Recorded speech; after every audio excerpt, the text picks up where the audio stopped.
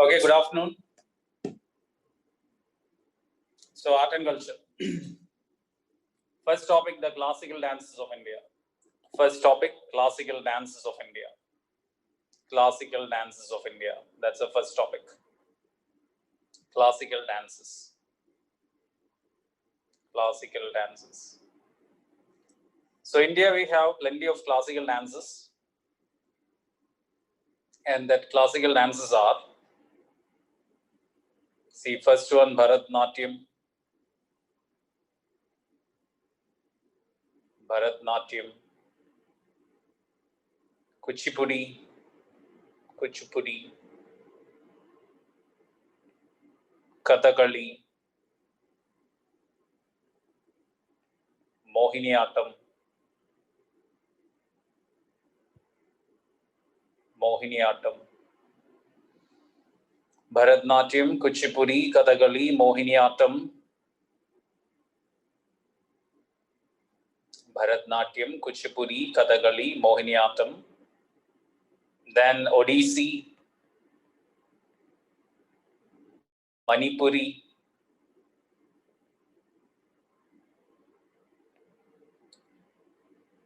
Kathak, Satriya.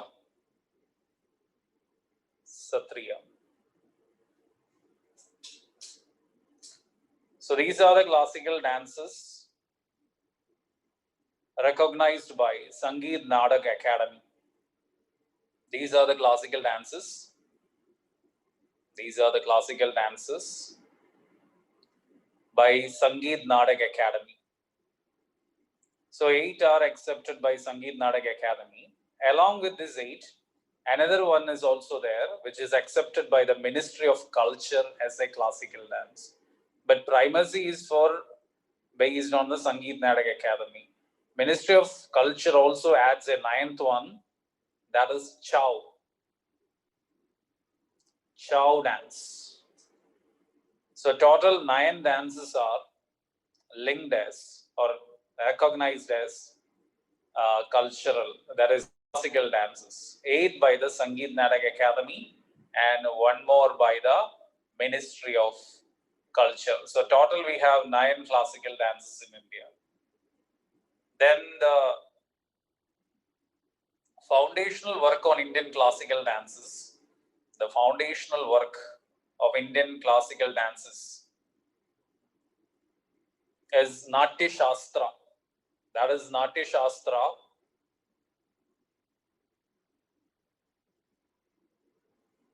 written by one person named Bharat Muni during the post-Maurya period. Bharat Muni it is, okay, Bharat Muni. Bharat Muni during the post-Maurya period. Bharat Muni during the post-Maurya period. Bharat Muni during the post-Maurya period. Bharat Muni during post-Maurya period. However, this dancing style and techniques, they are not based on this Bharat Muni's work. It is another work. The body movements, the techniques of the dances, that is based on another work, Abhinaya Darpana. That is based on a book called Abhinaya Darpana. Abhinaya Darpana. Abhinaya Darpana. Written by a person named as Nandigeshwara. Nandigeshwara. Written by a person named Nandigeshwara. Written by a person named Nandigeshwara. So Abhinaya Darpana, written by a person named Nandigeshwara. Nandigeshwara. So what we see today, the basic body movements, the technique, everything is based on Nandigeshwara's work, Abhinaya Darpana. Next, Indian dances are basically divided into 2 styles. Tandava and Lasya. So Indian dance style or dances basically divide into two styles, Tandava style and the Lasya style. Tandava and Lasya. Tandava is the masculine version. Tandava is the masculine version, which is very bold and vigorous. Tandava style, Shiva Tandava. It is a masculine, which is very bold and vigorous style. Very fast, strong movements. Masculine. Whereas Lasya is the feminine. Lasya is the feminine, which is very soft and graceful steps. Very soft and graceful steps. Soft and graceful. So that is Tandava Lasya styles. Then the Indian classical dances consist of three basic components. Three basic components of Indian classical dance are Natya, Nritya, and Nritta. These are the three most important aspects or three components of the Indian classical dance. Natya, Nritya, and Nritta. Natya is mainly that acting part, dramatics. So our dance is not merely body movements. It is having that acting element. So Natya is the dramatic, that acting element of the dance. Nritya is where the expressions, bhava, expressions, the mood and the expression of dancer, that is displayed. That is called Nritya. And the pure dance sequence, that is called Nritta. Nritta is the body movement, the pure dance sequence. That is Nritta. So these three components are incorporated in the Indian classical dances. Natya, Nritya, and Nritta. Natya, Nritya, and Nritta. Natya, Nritya, and Nritta. These are the three aspects. Natya, Nritya, and Nritta. Then I said that dramatic elements. So acting is a very important aspect of Indian dance. So acting or abhinaya. Acting or abhinaya is very important aspect of Indian classical dance. And abhinaya, there are four aspects of abhinaya. Angiga, Aharya, Vachiga, and Satviga. These are the four aspects of acting. Angiga, Aharya, Vachiga, and Satviga. Angiga, Aharya, Vachiga, and Satviga. This four represents the most important aspects of acting. Angiga, Anga means body. This is the gestural acting, using the fingers, the mudras, the gestures, hand gestures and all. Angiga is gestural acting, Gestural. Hand gestures and all. Eye movements. Okay, all comes under this. That is, you are using the limbs as well, eye and all. That is Angiga Vinaya. See, this mudras they maintain, that is for a purpose. So, acting with the help of the body, that is the limbs and eyes, that is Angiga. Aharya is the acting using costumes. That is, here costumes comes to picture. Aharya refers to costumes. For example, Kathakali and all, costumes play a very important role in the acting. Characters are identified with costumes in Kathakali. So, costumes are also an part of acting. Vajiga, that is dialogues. Acting through use of dialogues, that is Vajiga Abhinaya. Dialogues, Vajiga Abhinaya. And the last is Satvika, that is your expressions. Satvika refers to your mood and expression. Then next, of these expressions, there are 9 expressions called Navarasas. So for this acting, there is Navarasas. Navarasas are an important component of India's classical dance. And we have 9 rasas. That is Sringara,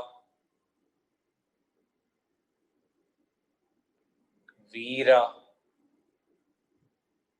Raudra,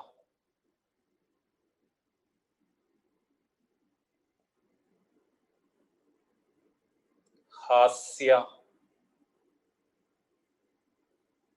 Adbhuta,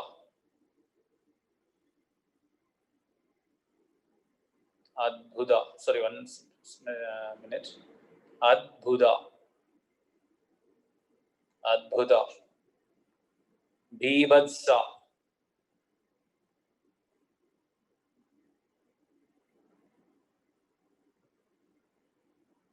Bhayanaga, single term, Bhayanaga, Karuna, Shanda. These are the 9 expressions, 9 rasas, Navarasas.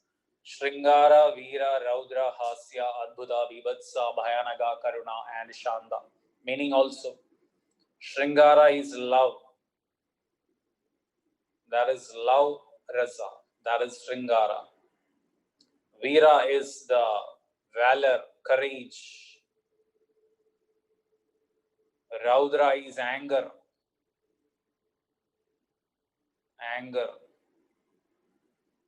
Hasya is that mirth, laughter, mirth, that comic part, Hasya. Adbhuta is wonder.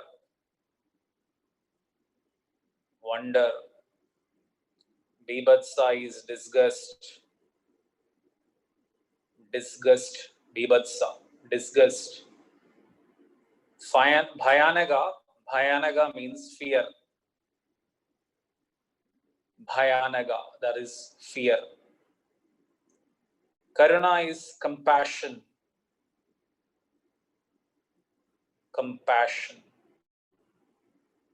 And Shanda is peace.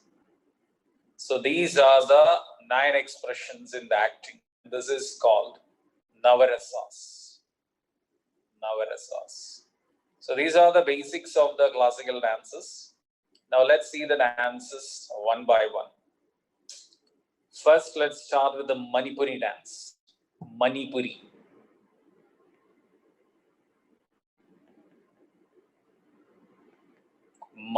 dance. So Manipuri dance, there is nothing called a Manipuri dance as such. See, if you see a dance, you can say this is Bharatnatyam or this is Mohiniyattam, this is Kathakali.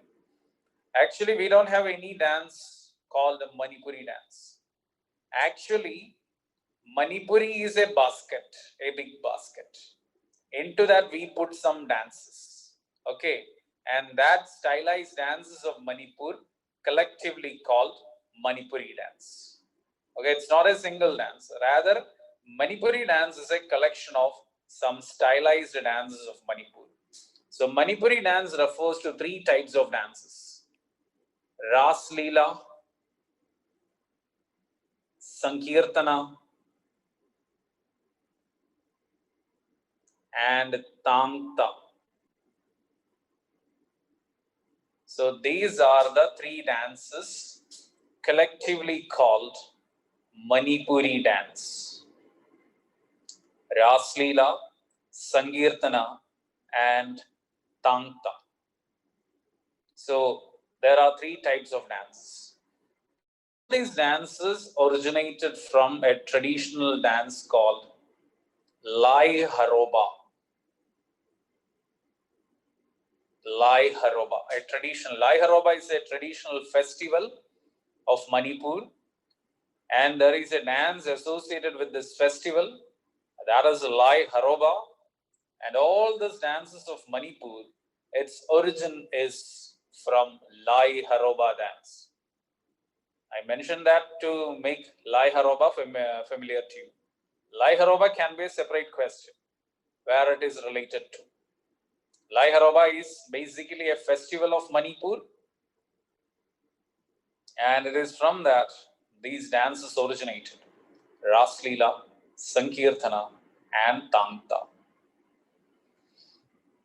Ras Leela, Sankirtana, and Tangta. Then Manipuri dances are famous for Sarvanga Abhinaya. Sarvanga Abhinaya. That is, they uses the entire body in a uniform way. See, or for else, not Mahabharata, Bharatnatyam, legs are prominent. Odissi, torso is prominent. Mohiniyattam and Kathakali, hand movements and eye movements are prominent. But here in this dance, entire body is used uniformly, and we call it as Sarvanga Abhinaya. So Sarvanga Abhinaya is a special talent of this Manipuri dances. Next,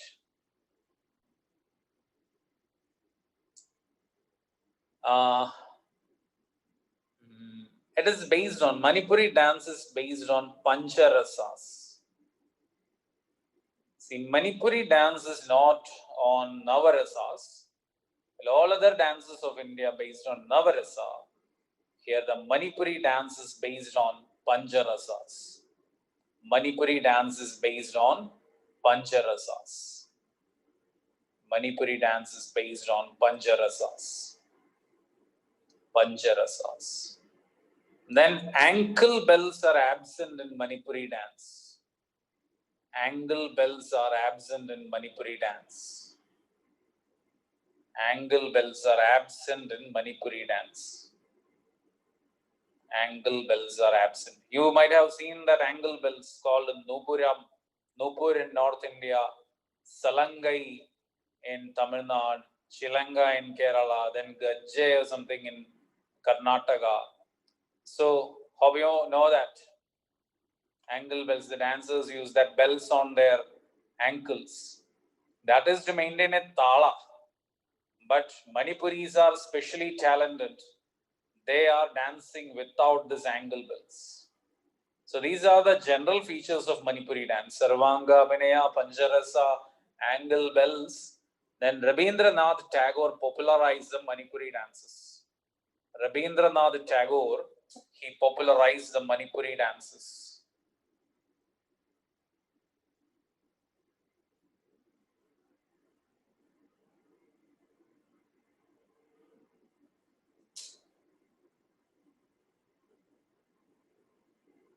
Then Ras Leela dance.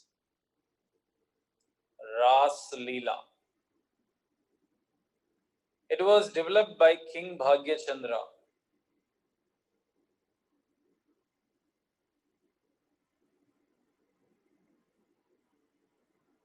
Developed by King Bhagya Chandra.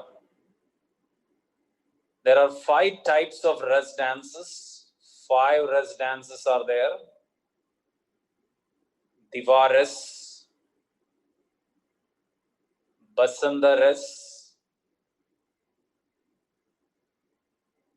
then Divaras, Basandaras. 5 Ras dances are there. Let me remember the names. Divaras, Basandaras, Maharas, Kunjaras, and Nityaras.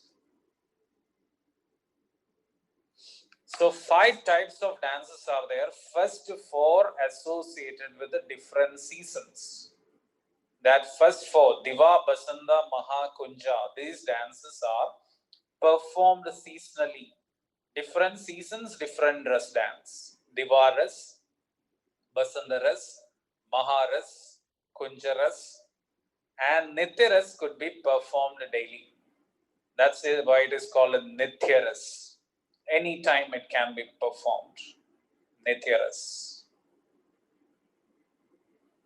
Then the theme is Radha and Krishna.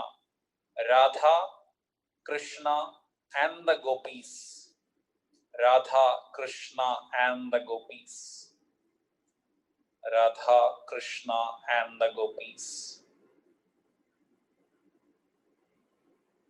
That is the theme of this dance. Radha, Krishna and the gopis. Then the special costume of this Ras Leela. The special costume of this Ras Leela is called Kumal. K-U-M-I-L, Kumal. And the dance movements are compared with the movement of solar system.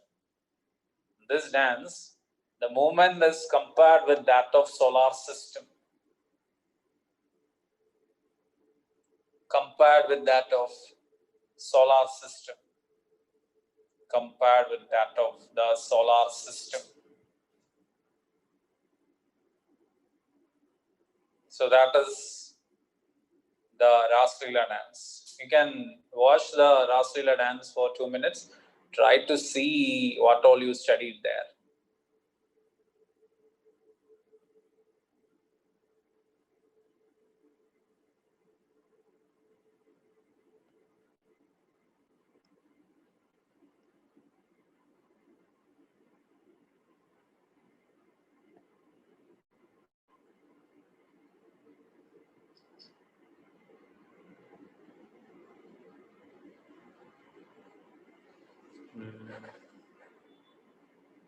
Ras Leela dance.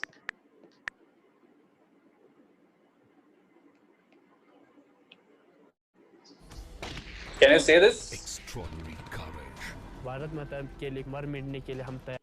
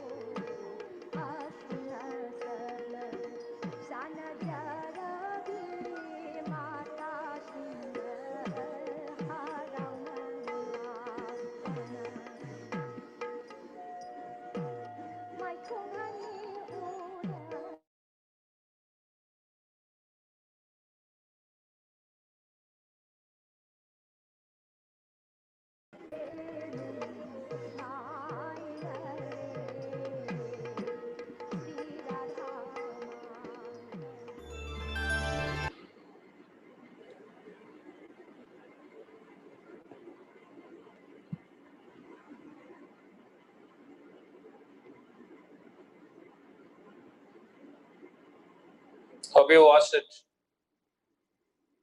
Okay, that is this Manipuri Ras Leela dance. Now next one, Sankirtana dance. Sankirtana dance, second category of Manipur, Sankirtana dance.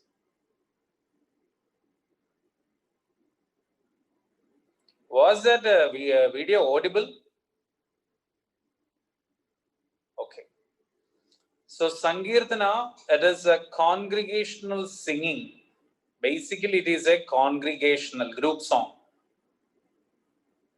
Congregational singing associated with the dance. It is congregational singing associated with the dance. People will sing and dance together. So that is called Sankirtana, congregational singing associated with the dance.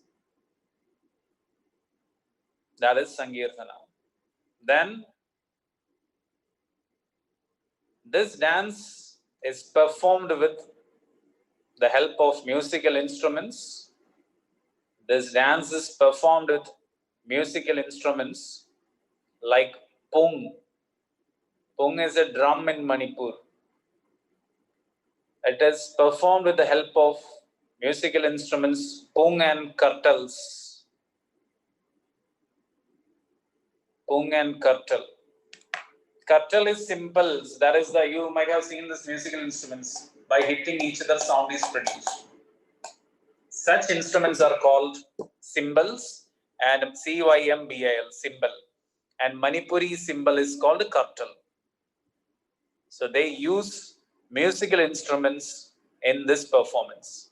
And based on the musical instrument, it is either called pung cholam or kartal cholam. It is called pung cholam or kartal cholam. Pung cholam or kartal cholam. Pung cholam or kartal cholam. So based on the instrument, it is called pung cholam or kartal cholam. Pung cholam or kartal cholam. Theme is Radha and Krishna. Theme is basically Radha and Krishna. Radha, Krishna. Mythology is the theme.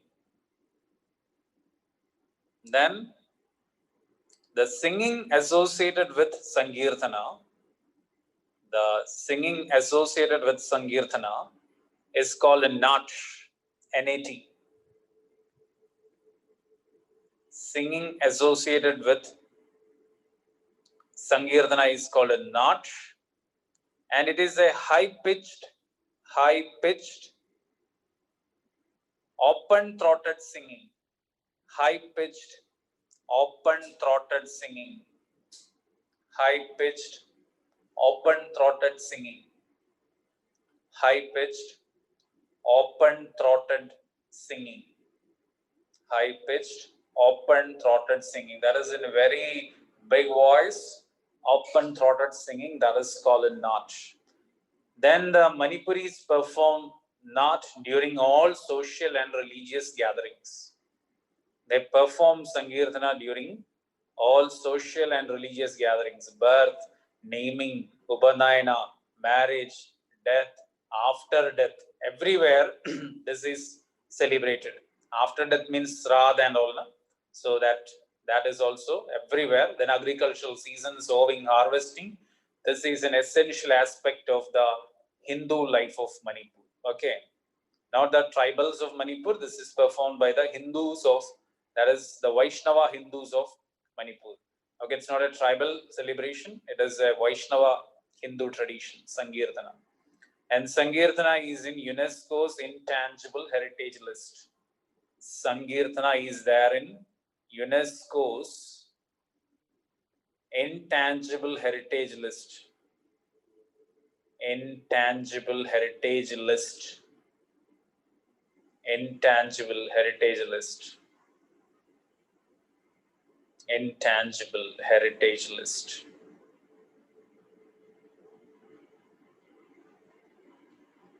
Okay. So that is Sankirtana. You may watch Sankirtana also.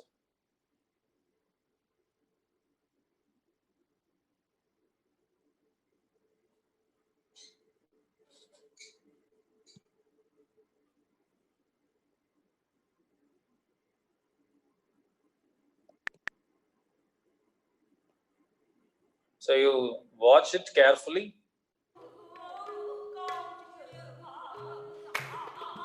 Not this one. You start from the beginning.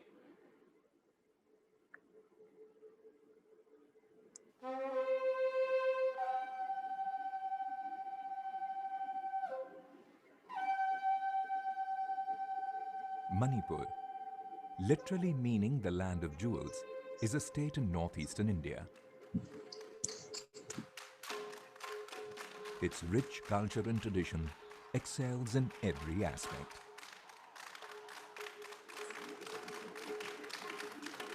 This is the dance.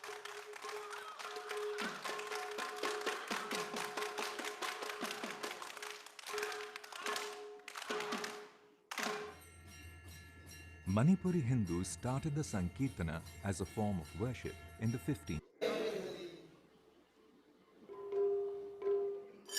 Kartal Cholam. This is Kartals.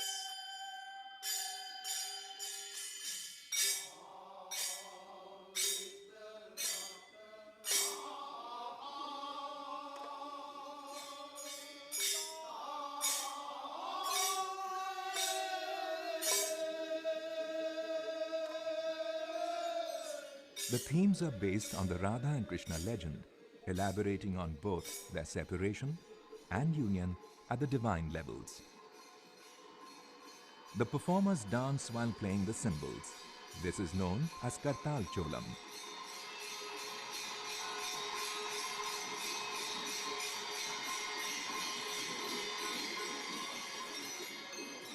The style of singing in Nath Sankirtana is recognized as one of the major forms of Indian music. Open-throated singing, high-pitched. The women's Sankirtana includes singing which interprets the dancing.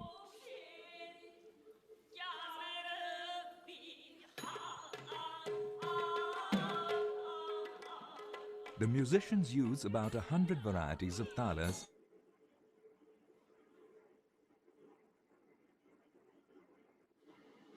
So that's the Sankirtana. Now the last one, Tangta. Tangta is a martial dance style.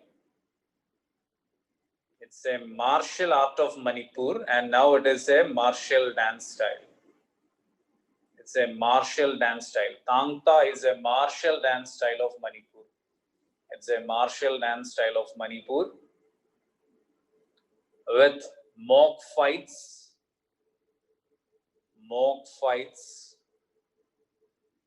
using weapons. So that is the third one, Tangta. It's a martial dance style of Manipur with the weapons and all. You can see that also, then you will get an idea.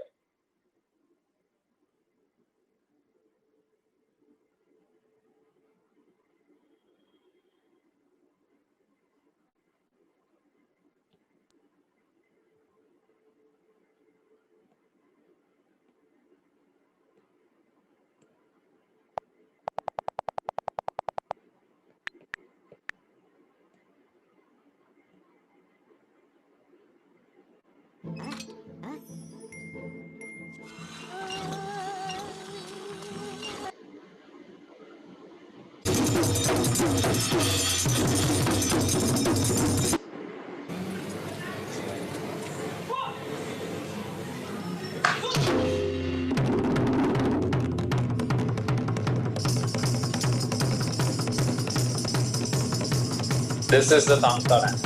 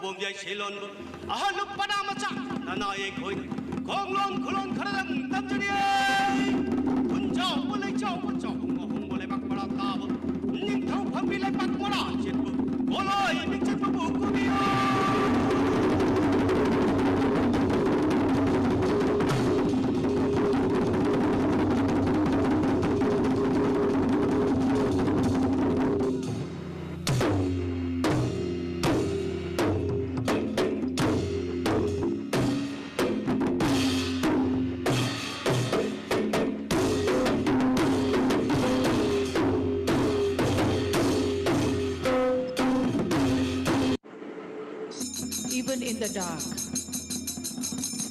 And this is a piece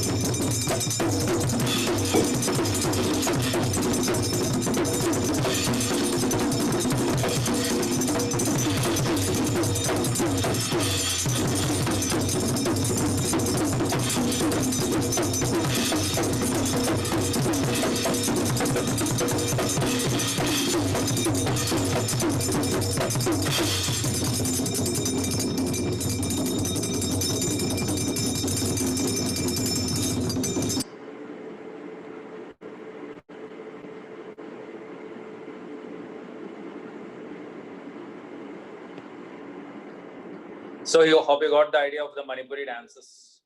So this is what we say, the Manipuri dances. Now moving to the next one, Satriya dance. Satriya dance.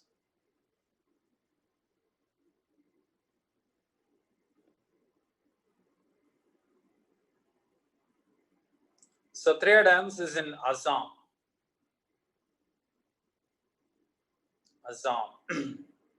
It was developed by the Vaishnava saint. It was developed by Vaishnava saint.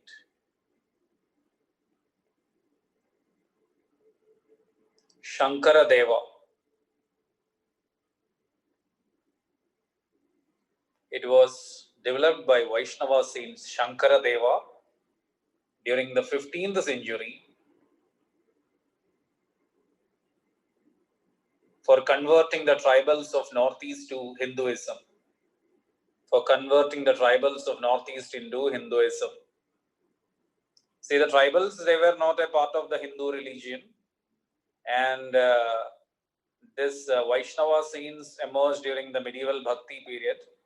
They went to different parts of India, aiming to convert the people into Vaishnava and Shaiva religions during that time. So this was what we can say, the conversion mission of Shankara Deva. He planned this Satriya dance. Actually, he planned it as a drama, and that drama had this dance. This dance was preserved in the Vaishnava muds of Assam. See, Vaishnava monasteries of Assam, they preserve this dance. Vaishnava muds of Assam was called Satra. Satra was the term for the Vaishnava muds of Assam. Satra. This was the term for the Vaishnava muds of Assam. And the dance preserved in the Satra became Satriya. That's how the name, Satriya dance. Satriya dance. The theme is Sri Krishna. Theme of this dance is Sri Krishna. But Radha is not mentioned in this dance. There is no mention of Radha. So everywhere it is Radha Krishna, here Radha is missing with Krishna. So not missing with Krishna, Radha is not seen, okay? Radha is not mentioned here. Other wives, Rukmini, not wives of Krishna are mentioned here. Satyabhama, Rukmini and all. Radha is not mentioned here in Sri Krishna, this Satriya dance.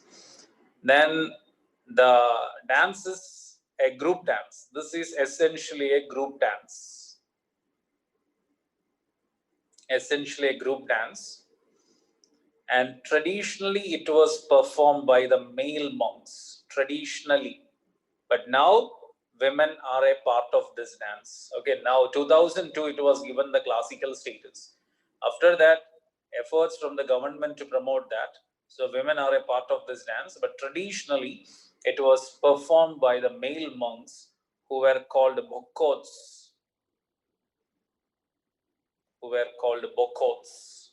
It was traditionally performed by the male monks who were called Bokkots. Male monks who were called Bokkots. Bhokots. Male monks called Bokkots. Then musical instruments are used while dancing. That is, the dancers use musical instruments also. The dancers use musical instruments. Musical instruments. Then this dance is associated with a music called Borgeet. Associated with a music called Borgeet. Music called Borgeet. Based on classical ragas. This Borgeet is based on classical ragas. Borgeet based on classical ragas. Borgeet based on classical ragas. Borgeet based on classical ragas. Then the performers narrates the story. Not only dance, they narrates the story through hand gestures. They narrates it.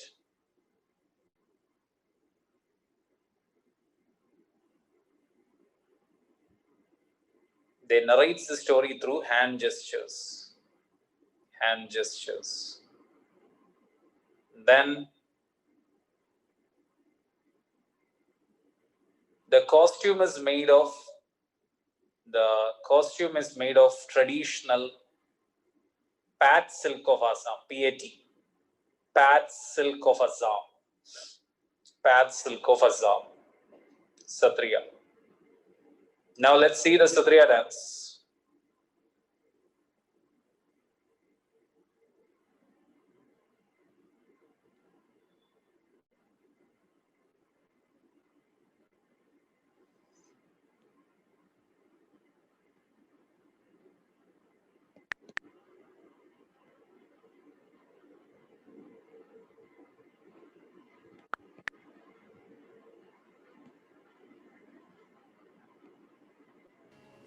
This is Satriya dance.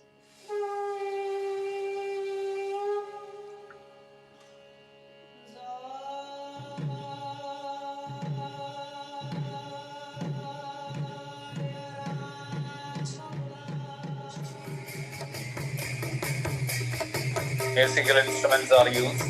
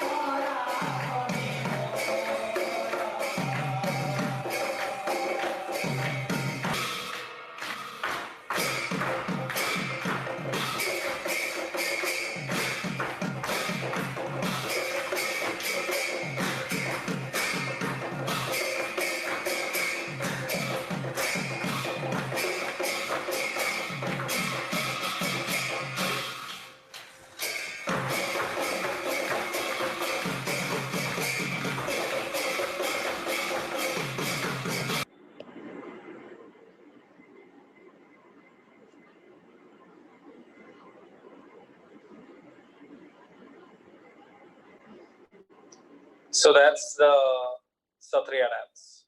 Now moving to the next, Chow dance. Chow. Chow dance. See, Chow dance is a tribal dance of Eastern India. It's a tribal dance of Eastern India. Tribal dance of Eastern India. And the characteristic feature of this dance is face mask. This is the characteristic feature of this dance. Variety of face masks are used by the dancers. And in North India, face mask is called a chaya. And it is from that chaya the term chow originated. So origin of the name is also related to this face mask, because in North India, face mask is called a chaya, and that's why this dance is called a chow. It is having three regional variations, three states of India, three regional variations. In Jharkhand, in Odisha, and in West Bengal, we have the three dances, three versions. In Jharkhand, it is called Zerai Khela Chow. Zerai Khela Chow. Zerai Khela Chow. Jharkhand, it is Zerai Khela. Odisha, it is called Mayur Bhanj. Mayur Bhanj. Mayur Bhanj Chow. These are the place names. Zerai Khela Chow, Mayur Bhanj Chow, and last in West Bengal, it is Purulia. Purulia Chow. So Zerai Khela Chow, Mayur Bhanj Chow, and Purulia Chow. Three types of Chow dances are there. And you know, these three are continuous regions only, but in modern India, they are in three states. These are collective area. These are, if you take a tri-junction of these three states, all are there. But now they are in three states, so we can easily study the three states. Zerai Khela, Jharkhand, Mayur Bhanj in Odisha, and West Bengal, the Purulia Chow. And you know, Mayur Bhanj, there is a significance or a deviation. That is, there is no mask in Mayur Bhanj. So in Mayur Bhanj Chow, no mask is used. In Mayur Bhanj Chow, no mask is used. So no mask in Mayur Bhanj Chow. So no mask is used in Mayur Bhanj Chow. The next theme is from mythology, Ramayana, Mahabharata. Theme is from mythology, Ramayana, Mahabharata, and also social themes.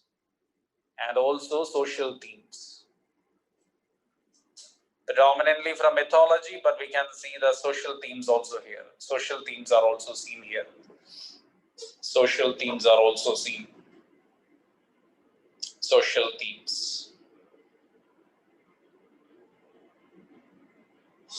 Then traditionally it was performed during the spring festival.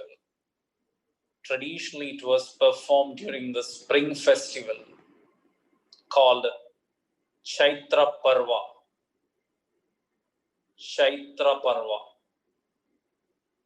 Traditionally it was performed during the spring festival called Chaitra Parva.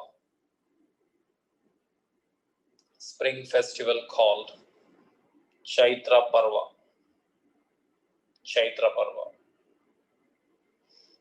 Then it was traditionally performed by males. Traditionally performed only in the night. And traditionally performed only in the open area. That is open spaces. See, spring is after harvest. So the harvested paddy fields and all.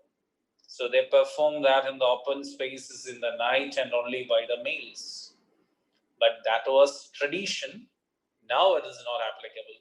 Now females are there day and night, not only in open spaces, in the closed auditoriums and all, it is performed. So these were the traditional features of this dance.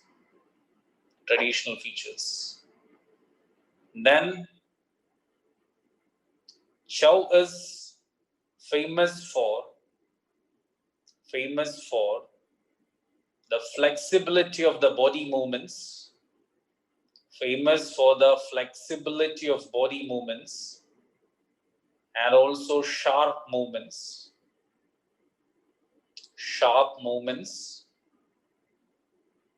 and also sharp movements. Okay, then this is also in UNESCO's intangible heritage list. Also in UNESCO's intangible heritage list. Also in UNESCO's intangible heritage list. Now we can see that Chow dance.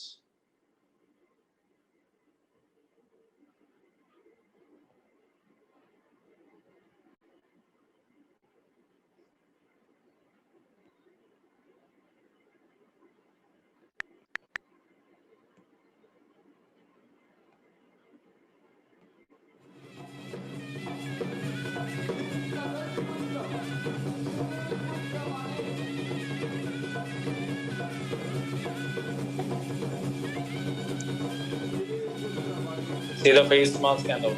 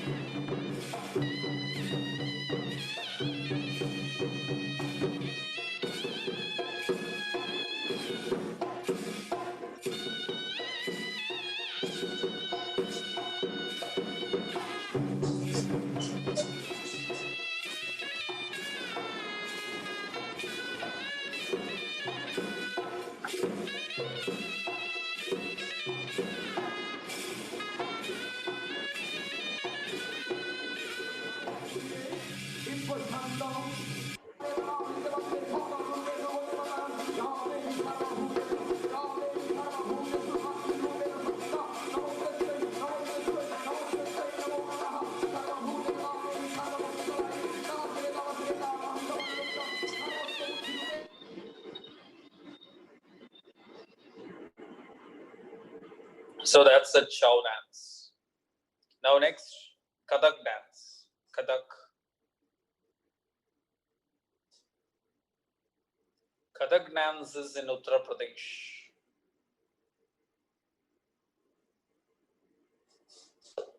It originated from the nomadic dance of Kathakars. It originated from the nomadic dance of Kathakars. originated from the nomadic dance of Kadakars. See, Kadakars were the storytellers, the bards of North India. We call them bard, the storytellers who go around the villages. Worldwide, bards are there. North India, the bards are called Kadakars. So that dance of Kadakars, from that originated Kadak. That's how the name Kadak. It became a stylized dance under the Mughal patronage. It became a stylized dance under Mughal patronage. Akbar took it from the temple courtyard to the royal court. So under the Mughal patronage, it emerged as a stylized dance. It emerged as a stylized dance under the Mughal patronage. And this dance is a unique synthesis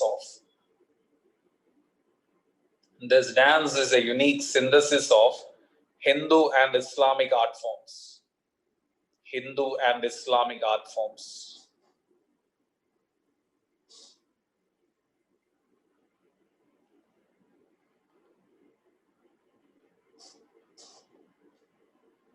So, nomadic dance of Kadakars, it emerged a stylized dance under the Mughal patronage.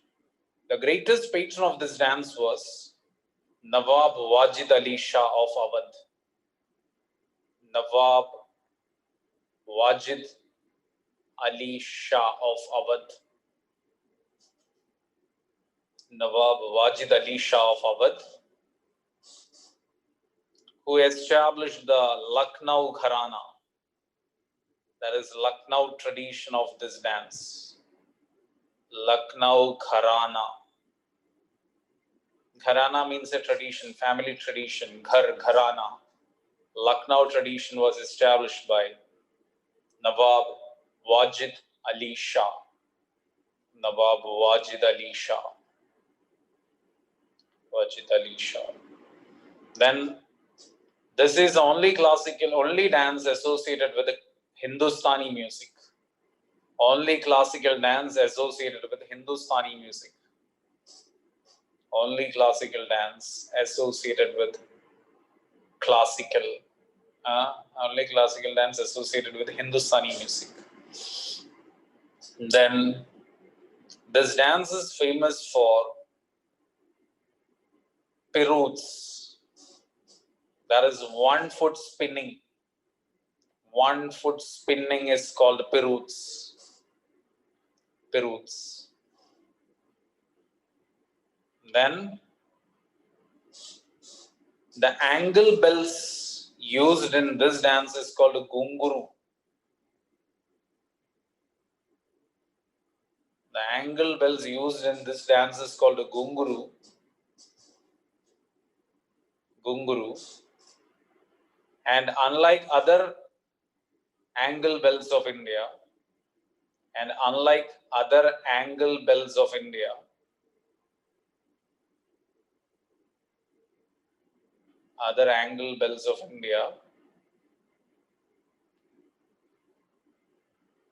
the bells are not attached to a leather belt.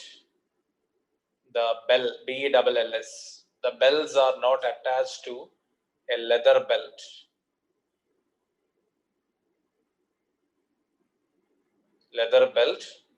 But attached to threads. Threads. 1 second, I will take the photo of that too, so that you will get an idea.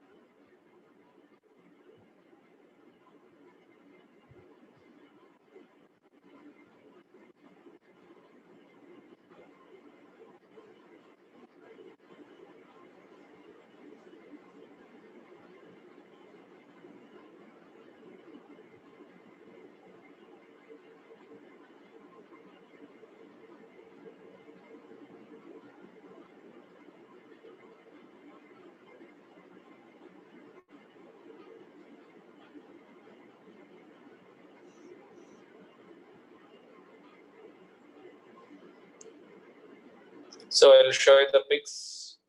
See, normally in India, the angle bells are like this. Can you see? This is how the angle bells are. The bells are attached to a leather belt.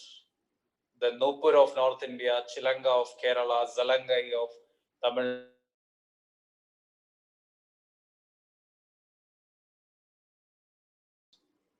In Gunguru, this leather belt is absent and here it is attached to threads.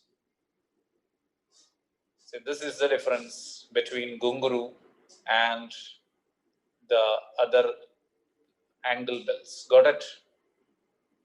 Then next, in this dance, the performer addresses the audience directly. The performance addresses the audience directly. Addresses the audience directly.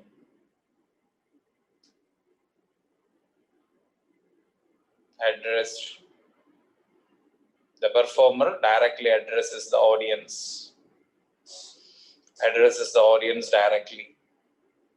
Then next one,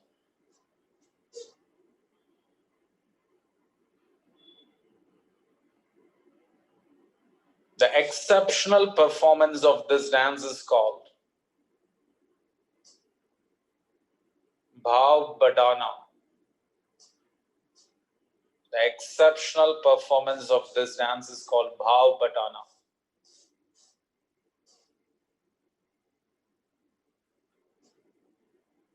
Then the lengthy duration of this dance is called Thoda. Though Thoda is small, but here the lengthy duration of this dance is called Thoda and shorter duration is called Tukda. Tukda gang. Okay, Thoda and Tukda. There is lengthy duration is called Thoda, shorter duration is called Tukda. Then this dance is having similarity with flamenco dance of the gypsies, the world famous nomads, the gypsies. There is a similarity between this, our Kathak, and the flamenco dance of the gypsy nomads. Then the most famous artist of this Kathak belongs to the Maharaj family. Maharaj family.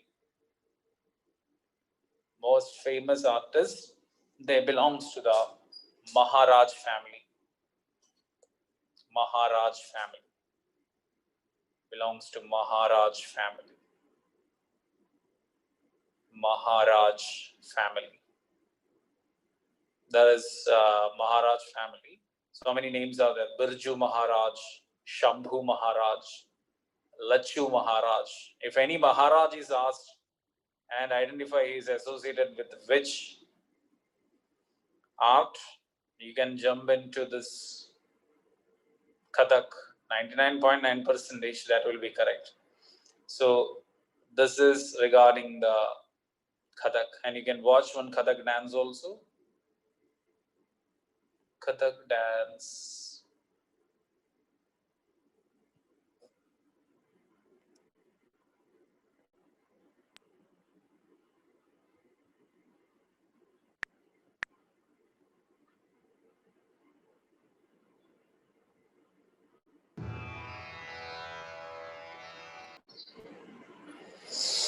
So that's the Kathak.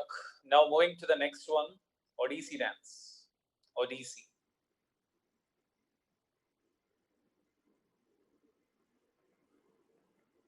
Odissi is the oldest dance form of India. It is the oldest dance form of India. See, traditionally many books wrongly mentioned as Bharatnatyam, but Bharatnatyam was developed only in the 18th century. Okay, they say that it is based on the tradition of Bharat Muni Bharatnatyam. That's why they say it is 2000 years old, not Bharatnatyam. Odissi is the continuous performing from 2300 years ago. Okay, this is the oldest surviving. I don't know whether tribal dances are there, but of the classical dances, this is the oldest. It was originally called Odra Magadha dance. Originally called Odra Magadha dance, east of Magadha. That is Odisha. Odra Magadha dance. Originally called Odra Magadha dance. And it was based on the temple dances called Maharis. Based on temple dances called Maharis, Devadasis. So it originated and it was developed under this temple dances called Maharis. Maharis. However, the modern tradition of Odissi dance is based on Godipuva tradition. The modern Odissi dance is based on Godipuva tradition. That is small boys who perform this dance. Modern Odissi dance is based on Godipuva tradition, based on small boys who perform this dance. Godipuva. That's the name for that small boys who perform this dance. They were called Godipuvas. So Odra Magadha, Mahari, Godipuva. Then next, Godipuva dance. And then Odissi. Okay, next. This Odissi dance is based on mythology. Based on mythology. Theme is based on mythology. Theme is based on mythology. Theme of this dance is based on mythology. And mainly it is the work Gita Govinda. So theme is basically taken from the work Gita Govinda written by Jayadeva. Written by Jayadeva, Gita Govinda. Gita Govinda written by Jayadeva. Gita Govinda written by Jayadeva. That's the theme. Gita Govinda written by Jayadeva. Then next, this dance basically consists of two postures. That is, almost all the leg movements are two postures. One is Chauk and other one is Tribhanga. Chauk and Tribhanga. There are two basic postures of this dance. Chauk and Tribhanga. Chauk is the masculine and Tribhanga is feminine. Chauk is masculine and Tribhanga is feminine. Masculine and feminine. And Chauk imitates a square. This movement imitates a square. Imitates a square. That is the leg movements like this. Assume that this movement is like this. So this portion, it imitates a square. This is what is this Chauk is. Okay, Chauk imitates a square. Whereas Tribhanga is three deflections for the body. Tribhanga. Three. That is three only. Tribhanga, three deflections for the body at neck, hip, and knee. Three deflections at neck, hip, and knee. That is, if the neck goes the right side, hip will go to the left side, and then the knee will again go to the right side. Okay, that deflections of the body. That is this Tribhanga. Okay, so neck to one side, hip to the opposite side, and knee to the side of the neck. That is Tribhanga. So basically the movements are based on Chauk and Tribhanga. Then torso movement is the special talent of this dance. Torso movement is a special torso movement. That is lower body remaining static, upper body will take all rotations and all. So that is a special feature of this dance. Torso movement is the special feature of this dance. Torso movement. And it is also famous for beautiful hand gestures. which makes the dancers like some sculptures. Very beautiful hand gestures. Famous for very beautiful hand gestures. Then this dance consists of three parts. Odissi dance consists of three parts. Mangala Charan. It starts with the Mangala Charan. That is offering to the god. Mangala Charan is offering to the god like Ganesha and all. It's an offering to your favorite god, Mangala Charan. And the second and the most important part of this dance is called Batu. Batu. And this is an offering to God Badukeshwar Bhairav. Badukeshwar Bhairav. That is Shiva's another version only. Badukeshwar Bhairav. Actually, this Odissi dance is an offering, a dedication to God Badukeshwar Bhairav.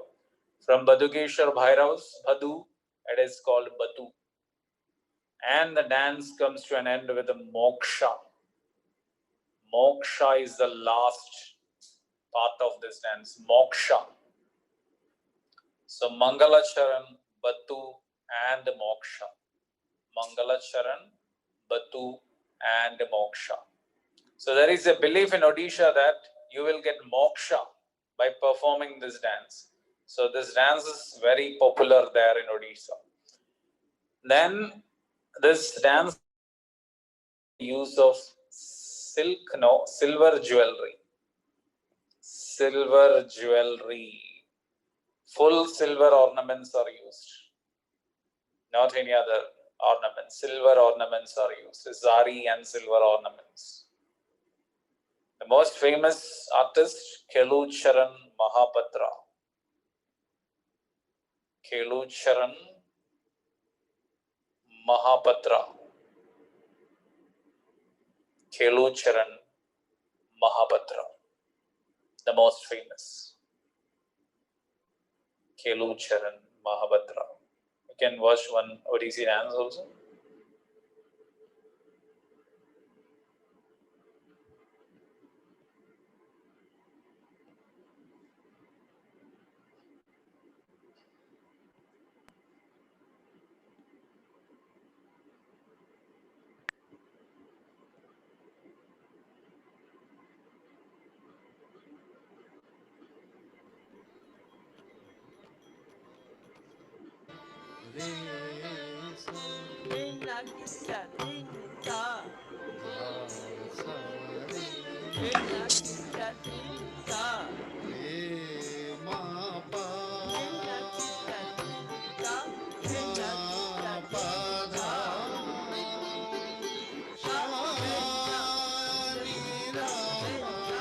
You can see the Chauk and Drabanga and all.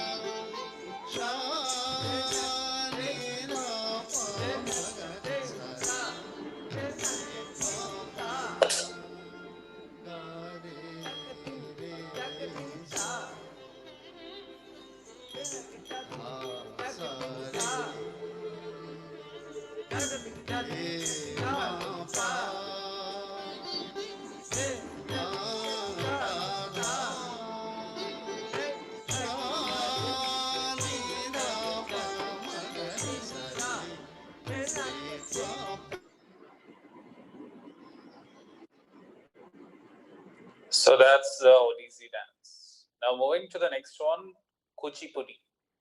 Kuchipudi dance. Kuchipudi. Kuchipudi dance, Andhra. It originated from ancient Natyamela dance. Ancient Natyamela dance originated in Kuchelapuram village. Kuchelapuram village. Now that is called the Kuchipudi village. Originated in Kuchelapuram village, Krishna district of Andhra. Krishna district of Andhra. Kuchelapuram, Kuchipudi. Originally, it was a part of a dance drama. Originally, it was a part of a dance drama. After origination, it was a part of dance drama called Mahamela Nadagam. Originally, it was a part of dance drama called Mahamela Nadagam. Originally part of dance drama called Mahamela Nadagam. And modern techniques like solo dancing. Modern techniques like solo dancing was developed in the 19th century. It was developed in the 19th century by Lakshmi Narayana Shastri. It was developed in the 19th century by Lakshmi Narayana Shastri. Lakshmi Narayana Shastri. Lakshmi Narayana Shastri. Lakshmi Narayana Shastri. Then the foundational work of this dance. The foundational work of this dance, that is the movements and the composition, basic movements and the composition. Work never means a book and all. That composition, the foundational work of this dance is the Bhama Kalabam. Bhama Kalapam, composed by Siddhendra Yogi.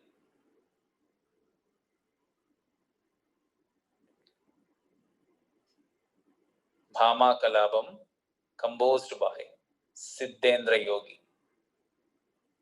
Bhama Kalabam, composed by Siddhendra Yogi. Then next, Kuchipudi dance is famous for acrobatic dancing.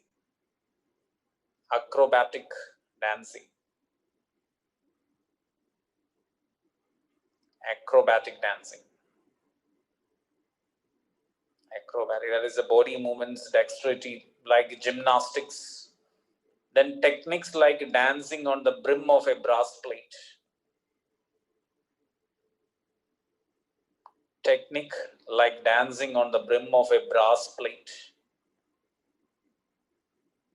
Techniques like dancing on the brim of a brass plate with a pitcher, that is a pot, with a pitcher, small pot, pitcher, full of water on head. With pitcher full of water on head. Then Vajiga Vinaya is a feature of this dance. Vajiga Vinaya. Vajiga Vinaya is a feature of this dance. Vajiga Vinaya is a feature of this dance. Vajiga Vinaya is a feature of this dance.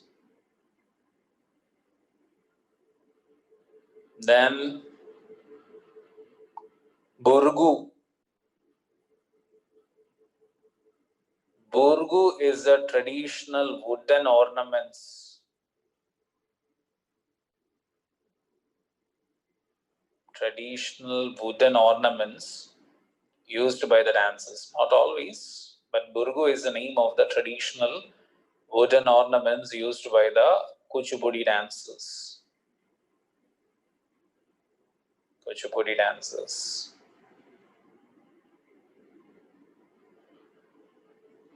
Kuchipudi dance, let's see that.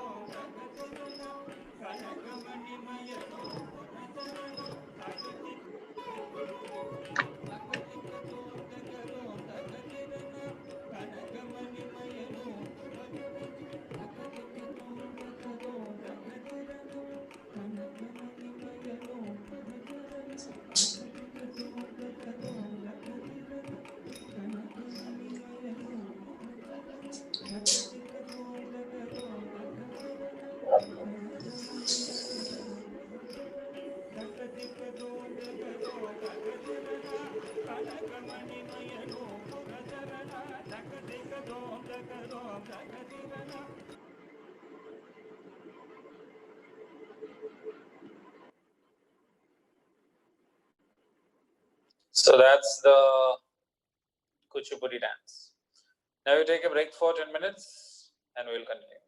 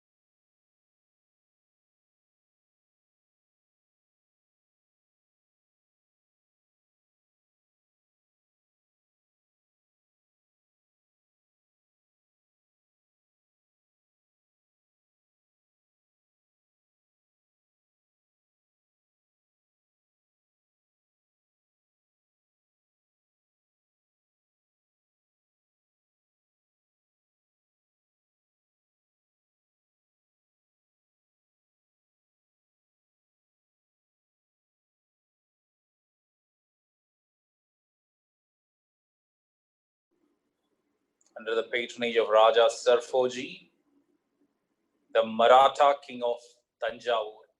The Maratha king of Tanjavur. The Maratha king of Tanjavur. So it was developed by Raja Sarfoji, the Maratha king of Tanjavur, in the 18th century. Then next, the theme of this dance is basically mythology. Though modern times now social themes are also there, basically theme is mythology. Theme is mythology. Then this is based on the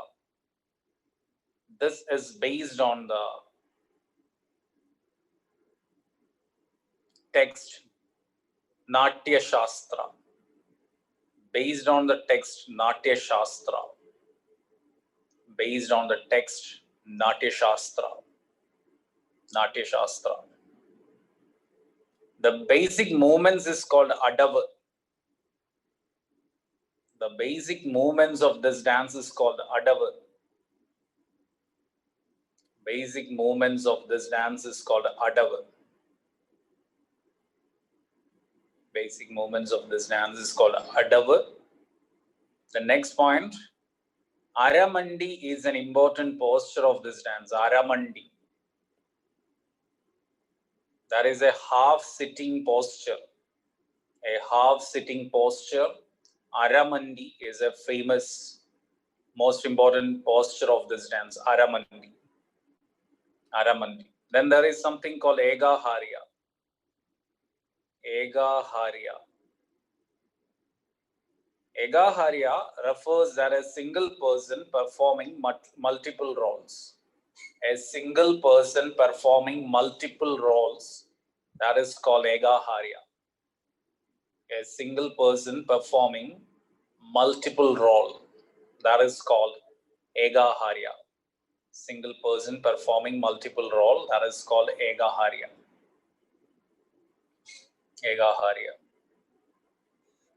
The next, Bharatnatyam consists of an invocation song. First part of this dance is an invocation song. That is an offering to the god. Invocation song. That's the offering to the god. Invocation song. Next part is called Alarip.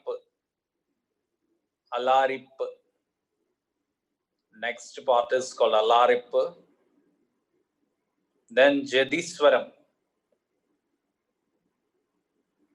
Jadiswaram. Then Shabdam. Shabdam. And the most important part of this dance is called Varnam. That's the next one, Varnam. Varnam.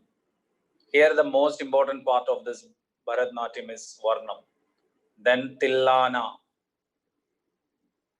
And finally it comes to an end with a Mangalam. Mangalam. M-A-N-G-A-L-A-M comes to an end with Mangalam. Mangalam. So this is the sequence of Bharatnatyam dance. Invocation, Alaripa, Jadiswaram, Shabdam, Varnam, Tillana, Mangalam. So Bharatnatyam ends with the Mangalam, whereas Odissi starts with the Mangala Charan. Such things you just focus on that. So that's regarding Bharatnatyam dance. And you may watch one Bharatnatyam also.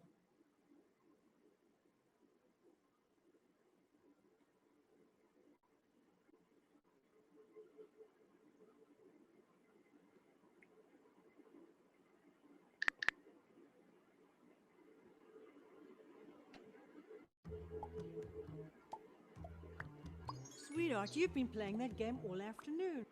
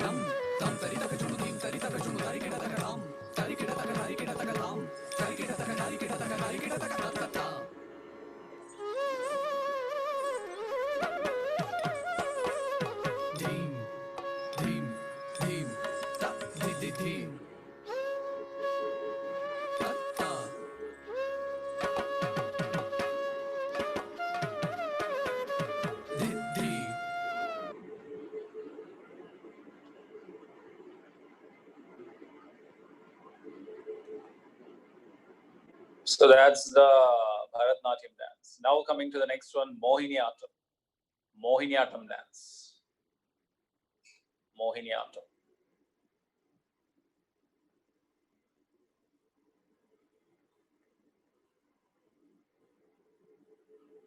Mohiniyattam. Mohiniyattam, Kerala.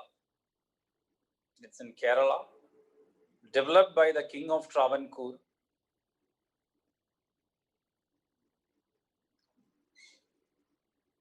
Bharatnatyam, you make it 19th century. It was developed in 19th century, Bharatnatyam. Okay, not 18th. I think I said 18th.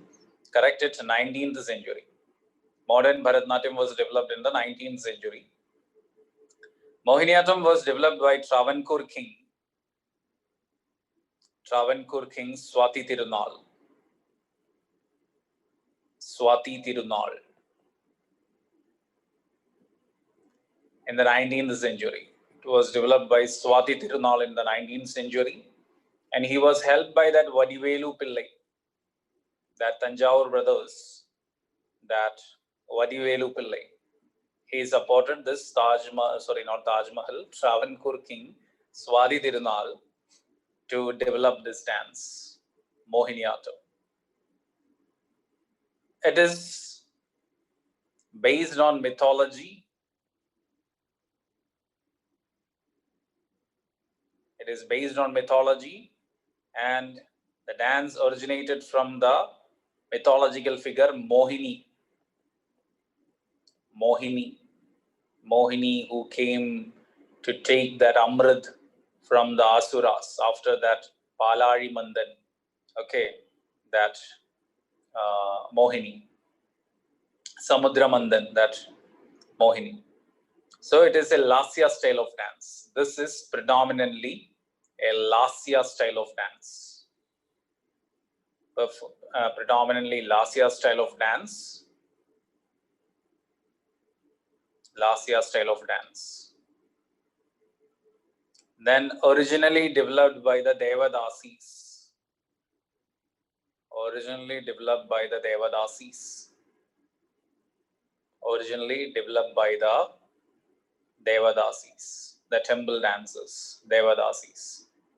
See, because of this, Mohiniyattam as well as Bharatnatyam is called Dasiyattam. Both Mohiniyattam and Bharatnatyam are called Dasiyattam. Both Mohiniyattam and the other one, that is Bharatnatyam, are called Dasiyattam. The next prominent features are the facial expressions. Prominent features are the facial expressions and the hand gestures. Facial expressions and hand gestures. And hand gestures. Then it is famous for variety of gaits.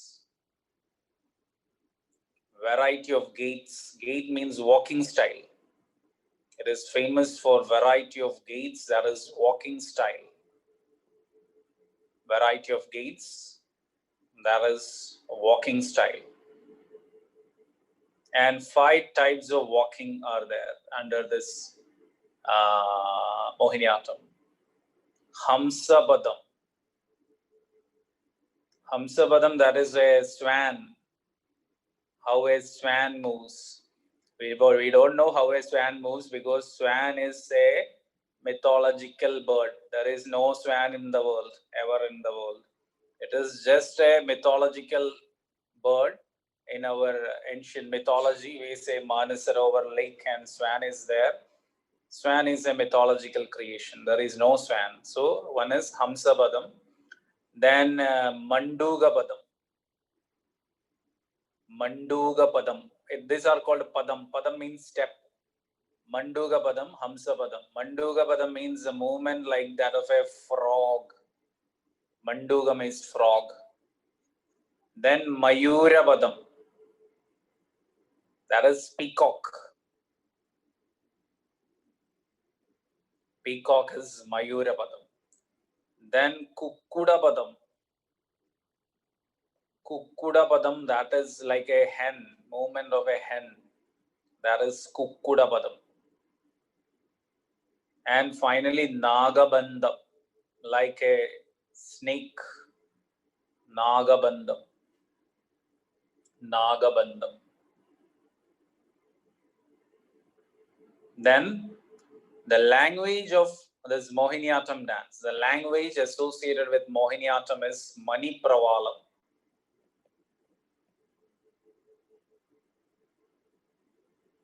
Language associated with the Mohiniyattam is Manipravalam, which is a mix of Sanskrit and Malayalam.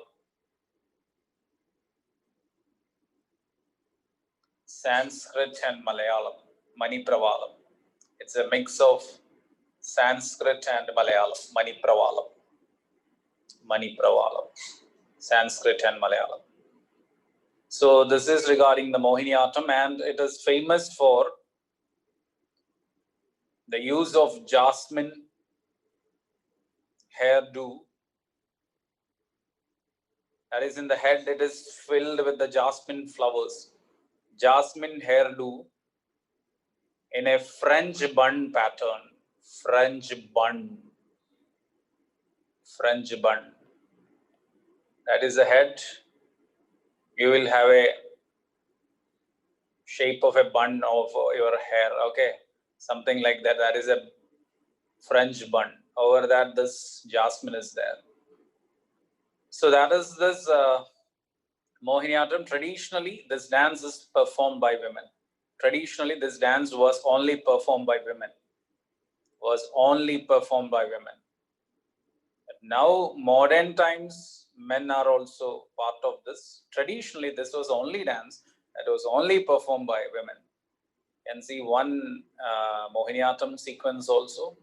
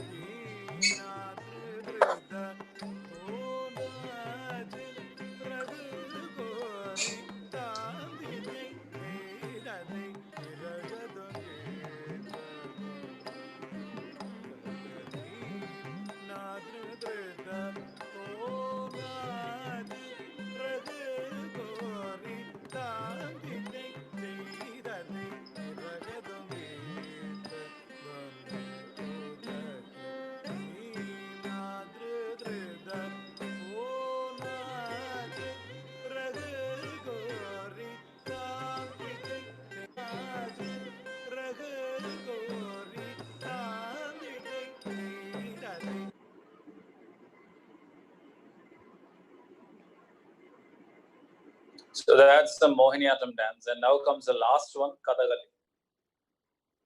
Last classical dance, Kathakali.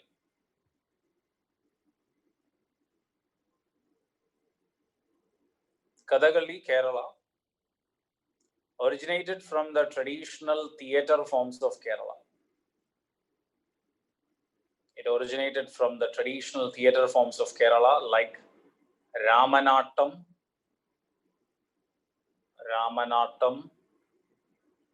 Krishnanattam,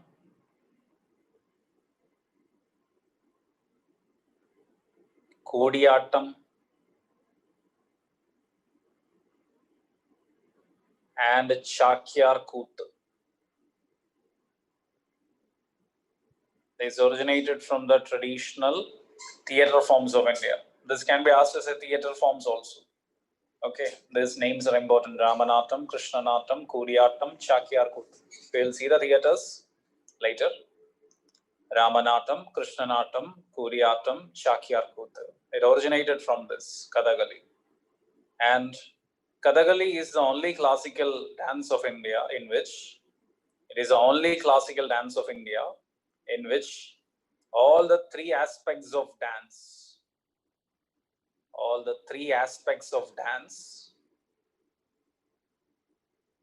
and the four aspects of acting are perfectly mixed. See, we studied that Natya, Nritya, and Nirta. Angiga, Aharya, Vachika, Satvika. So the three aspects of dance and the four aspects of acting are perfectly combined. All the seven are perfectly combined in this Kathakali only. No other classical dance of India. These aspects are perfectly linked or perfectly mixed. Then Kathakali, it is famous for its eye movements and hand gestures. Eye movements and hand gestures. Idea is conveyed mainly through eye movements and hand gestures. Then Kathakali is associated with the vocal music called Sopana Sangeetam. Sopana Sangeetam.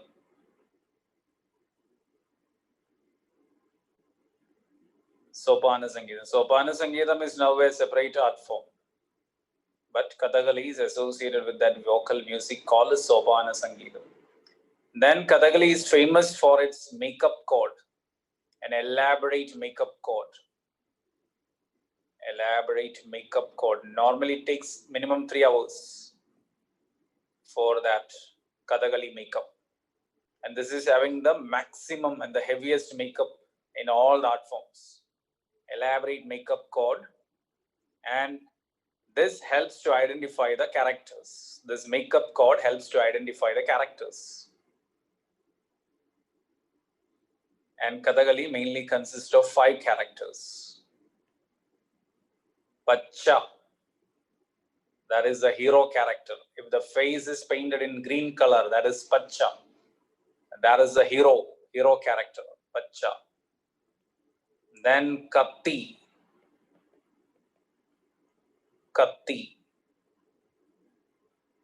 That is a villain character. This Duryodhana and Naragasura, such characters are Katti characters. Then Tadi characters. Tadi, literal meaning is beard. Okay, Tadi characters. This is mainly the sannyasis. Then Hanuman, all comes under the category Tadi. Then comes a Kari character, black face, Kari. Evil characters.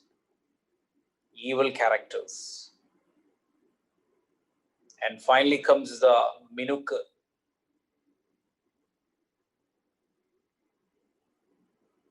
That is the heroine.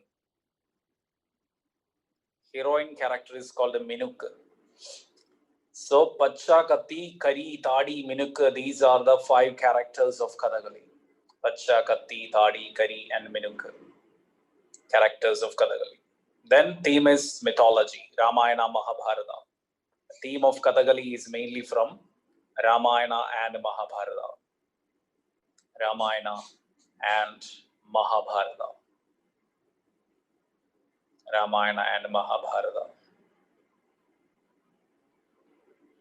Then next, the classical dances are compared with 5 elements of universe. Classical dances are compared with 5 elements of universe. Compared with 5 elements of universe. This Bharatnatyam is compared with the fire. Bharatnatyam is compared with fire. Then Mohiniyattam, air.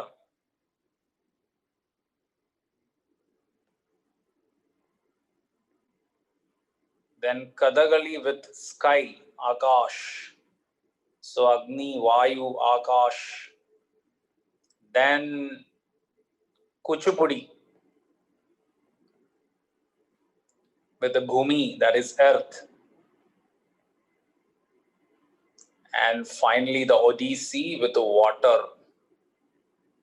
Odissi compared with the water. So these are the 5 elements with which it is compared to. The classical dance of India compared with 5 elements of universe. So with this, the classical dances are over, and Kathakali you may watch yourself. Okay. So that's all. See you later. And try to be on our video next class. Say then only I will get a feel that I'm in the classroom, or else it will be very boring for me to take the class. That's it.